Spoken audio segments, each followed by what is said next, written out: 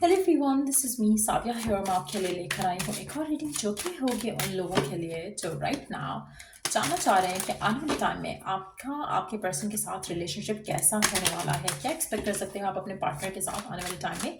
तो ये रीडिंग देख सकते हो। इस रीडिंग में हम सिर्फ और सिर्फ आने वाले टाइम में आपका फ्यूचर आपके पार्टनर के साथ देखना चाहेंगे। सो स्टिक अराउंड और जस्ट बी माइंडफुल कि ये एक जनरल रीडिंग है, सबके साथ मैच कर भी सकती है और नहीं भी। सो जो बातें जो मैसेजेस मैच करते हैं उन मैसेजेस को पिक करो और बाकी सब कुछ छोड़ दो। अगर आप पर्सनल रीडिंग्स चाहते हो पेपाल से या इजी पैसे से पेमेंट कर सकते हो। सर तभी रीच आउट करो ताकि आपका भी टाइम वेस्ट नहीं हो और मेरा भी। सो लेट्स सी आने वाले टाइम में आपका पार्टनर और आपका रिलेशनशिप कैसा होने वाला है, क्या होने वाला है आपके रिलेशनशिप में आपके पार्टनर के साथ।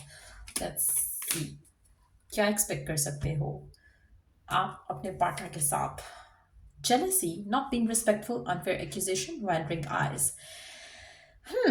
आप में से एक चीज़ मैं आपको मेंशन करूँगी यहाँ पे, चाहे ये आपके एंड से आ रहा है या आपके पार्टनर के एंड से आ रहा है, एक अनहेल्दी पैटर्न में आता देख रही हूँ आप दोनों के रिलेशनशिप में। हो सकता है कि आप ऑलरेडी जेलस हो रहे हो, आपके पर्सन ऑलरेडी जेलस हो रहे हैं करंट सिचुएशन में।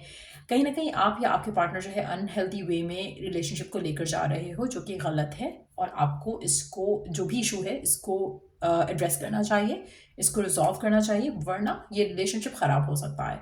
आप में से कुछ लोगों के लिए आप या तो ऑलरेडी किसी ऐसे पर्सन के साथ हो जिसके साथ जो बहुत ज़्यादा जेलस होता है। आप किसी से बात करते हो, किसी के साथ होते हो तो उसको वो चीज़ पसंद नहीं है, बहुत ज़्यादा आपके ऊपर नजरें जमाता है, वह बहुत ज़्यादा आपको स्टॉक करता है। ये आपकी एनर्जी भी हो सकती है, लेकिन कहीं ना कहीं मुझे लगता है कि अगर ये आप हो तो आपका ये अनहेल्दी पैटर्न आपके रिलेशनशिप को ख़राब कर सकता है। और अगर ये पर्सन है तो पर्सन का अनहेल्दी एटीट्यूड आपके साथ जो है वो ख़राब कर सकता है कनेक्शन को। आने वाले टाइम में मुझे लगता है कि आपको या तो फियर होगा कि पर्सन की लाइफ में कोई और है, या फिर पर्सन को ऐसा फियर होने वाला है जिससे आपका रिलेशनशिप डेफिनेटली बुरी तरह से इन्फ्लुएंस होगा। सो इफ़ यू वांट कि ऐसा ना हो तो कोशिश करो कि जो भी इशू है, जो भी मिसअंडरस्टैंडिंग डेवलप हो रही है आप दोनों के दरमियान में, उसमें मिसअंडरस्टैंडिंग को क्लियर किया जाए। जैसे फॉर इंस्टेंस, जैसे आप अपने पर्सन को इंस्टाग्राम पे देखते हो लाइव बैठा हुआ है एंड देन आप उसको मैसेज करते हो, रिप्लाई नहीं करता। तो कहीं ना कहीं इस तरह के कोई इश्यूज हो सकते हैं आने वाले टाइम में आप दोनों के दरमियान में, जहाँ पर आपको लगे कि शायद वो किसी और से बात करें, आपको इग्नोर करें। हो सकता है कि वो पहले ऑनलाइन हुए हों और देन उनका स्टेटस अभी तक ऑनलाइन आ रहा है एंड देन एक्चुअली में वो ऑनलाइन नहीं है। सो कुछ इस तरह के मिसहैप्स हो सकते हैं, मिसअंडरस्टैंडिंग्स हो सकती हैं आने वाले टाइम में आपके रिलेशनशिप में।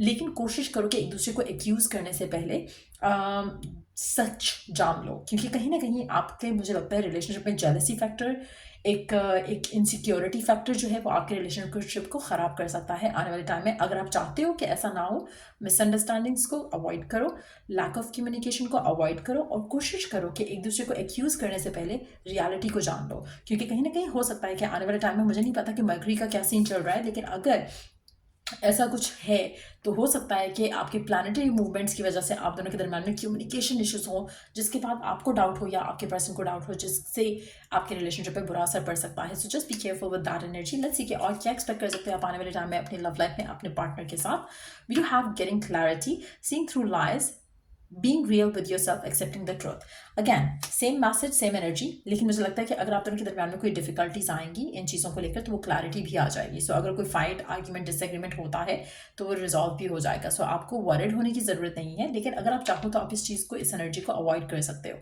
अगर आप चाहते हो कि आने वाले टाइम में आपके और आपके पर्सन के दरमियान में कोई भी मुश्किल नहीं हो, कोई भी मिसअंडरस्टैंडिंग क्रिएट नहीं हो, कोशिश करो कि आप अपना जो एक दूसरे के साथ कम्युनिकेशन है उसको ओपन रखो, क्लियर रखो और be real to yourself and be real to the person that you are dealing with as well. तो ये बहुत ज़रूरी है।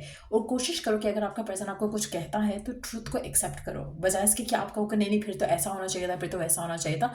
डोंट गिव, जैसे होता है ना, आप रीजनिंग देना शुरू कर देते हो गलत को या सच को, वो नहीं करना है आपने। Be clear, be honest, be truthful एक दूसरे को लेकर, ठीक हो क्या। उससे आपके रिलेशनशिप में जो नेगेटिव एनर्जी अगर आती भी है तो वो इन्फ्लुएंस बैडली नहीं करेगा। लेकिन अगर आप अपने एक्यूजेशन के ऊपर बहुत ज़्यादा चले गए तो मुझे लगता है कि आपका रिलेशनशिप डिटीरियोरेट करना शुरू हो जाएगा। सो कोशिश करो कि अगर कुछ ऐसा है जो आपको क्लैरिटी नहीं है जिसके बारे में, जैसे फॉर इंस्टेंस आपने मैसेज किया, आपको लग रहा है कि पर्सन बिजी था और उसने आपको मैसेज नहीं किया, या किसी के साथ था इसलिए मैसेज नहीं किया, तो इंस्टेड ऑफ कि आप उससे फाइट पिकअप करो, पहले पर्सन को क्लैरिफिकेशन देने दो। जब क्लैरिफिकेशन आ जाएगी तो ऑलरेडी आपका जो एक नेगेटिव इन्फ्लुएंस है रिलेशनशिप के ऊपर ख़त्म हो जाएगा। अगर क्लैरिटी नहीं आएगी और आप एक्यूज़ करोगे पर्सन को, तो आपका रिलेशनशिप ख़राब हो सकता है। So just be careful. मुझे लगता है थोड़ा ऑब्सेशन वाला टाइप का बिहेवियर आपके एंड से, आपके पर्सन के एंड से आ सकता है रिलेशनशिप में, जो कि रिलेशनशिप को नेगेटिव वे में ख़राब कर सकता है, इन्फ्लुएंस कर सकता है। So just be mindful of that. Let's see कि और क्या एक्सपेक्ट कर सकते हो आप इस रिलेशनशिप में आने वाले टाइम में, क्या होने वाला है आपके रिलेशनशिप में आगे। Let's see the last card, heart strings, playing with emotions, being manipulative, crying for attention.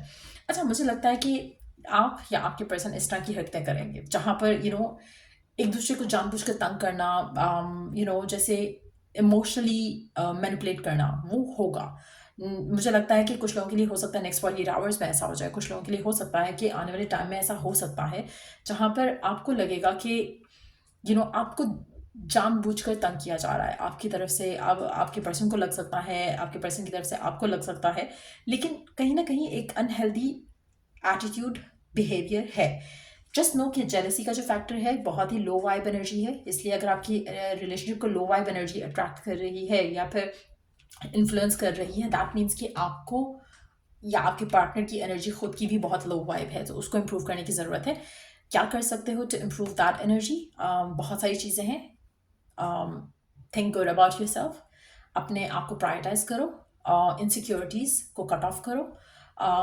कोशिश करो कि आप अपने आप के लिए आने वाले टाइम में, स्पेशली जब आपको लग रहा है कि ऐसे ऑलरेडी कुछ सिचुएशंस हो रही हैं जहाँ पर आपका पर्सन के ऊपर ट्रस्ट थोड़ा डगमगा रहा है, तो कोशिश करो कि आप अपने आप को किसी चीज़ में इन्वेस्ट कर लो, किसी चीज़ में बिजी कर लो, ताकि आप ज़्यादा सोचो नहीं, क्योंकि जहाँ पे ज़्यादा सोचोगे वहाँ पे you gonna be like maybe stalking the person, और मे बी आपको लगेगा कि पर्सन कुछ छुपा रहा है, झूठ बोल रहा है। जितना ज़्यादा सिचुएशन में इस पर्सन को स्पेस दे दोगे उतना आपके लिए अच्छा रहेगा। लेकिन स्पेस इस तरह से नहीं देने कि आप नेगेटिव थॉट के साथ दो, स्पेस इस तरह से देने की कि ये पर्सन इज़ ऑल योर्स और ये आपके पास खुद आ रहा है, आपसे खुद बात करना चाह रहा है। So think of it like that. अगर आप ये नहीं कर पाते हो तो मुझे लगता है कि आप जितना पर्सन को चेज आफ्टर करोगे इस सिचुएशन में जहाँ पे पर्सन से बात नहीं हो पा रही है, या आप उसको स्टॉक करने लग जाओगे या ऑब्सेसिव बिहेवियर शो करोगे, आपका रिलेशनशिप जो है वो इन्फ्लुएंस होगा बैडली।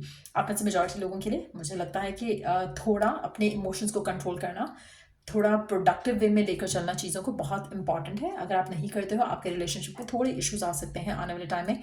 अगर आप चाहो तो इन इश्यूज को अवॉइड कर सकते हो बाय बीइंग, एक तो जो हेल्दी स्पेस है देना, वो एक दूसरे को देना सीखो ताकि आपका रिलेशनशिप हेल्दी रहे। और दूसरा, जब आपको स्पेस देने के बाद आपका पर्सन आपसे बात नहीं कर रहा, तो कोशिश करो कि थोड़ा और स्पेस दो। Instead of like accusing them of talking to another person, कोशिश करो कि आप अपने आप को अच्छी चीज़ों में बिजी करो। जब भी आपके माइंड में पर्सन का थॉट आता है, थिंक कि पर्सन आपको मिस कर रहा है और वो किसी चीज़ में स्टक है, और बहुत जल्द वो आपको मैसेज कर रहे हैं, then they gonna tell you कि एक विजन बना लो अपने माइंड में कि वो आपके बारे में ऐसे सोच रहा है, वो जल्दी से आपका अपना फ़ोन उठा के आपको मैसेज कर रहा है, कॉल कर रहा है। So think of those things rather than thinking या इमेजिनिंग कि हाँ उसकी लाइफ में कोई और है, वो किसी और से बैठ के मज़े से बात कर रहा है, आपको इग्नोर कर रहा है। सो डिपेंड करता है आप कौन से थॉट प्रोसेस में जाते हो, कौन सी चीज़ मैनिफेस्ट करते हो। अगर आप राइट थॉट प्रोसेस में जाओगे तो आपकी डिज़ायरेबल चीज़ें मैनिफेस्ट होंगी, रॉन्ग थॉट प्रोसेस में जाओगे तो सिर्फ और सिर्फ जेलसी, नेगेटिविटी और एक एनवियस एनर्जी जो है वो आप मैनिफेस्ट करोगे अपने रिलेशनशिप में। So just be mindful of that. And या ये रीडिंग आप लोगों की, अगर आपको इस रीडिंग से हेल्प मिला हो, गाइडेंस मिली हो, लाइक शेयर सब्सक्राइब जरूर करो। और अगर आप पर्सनलाइज रीडिंग चाहते हो, check the description box for that. और till I do the next read, take care, bye.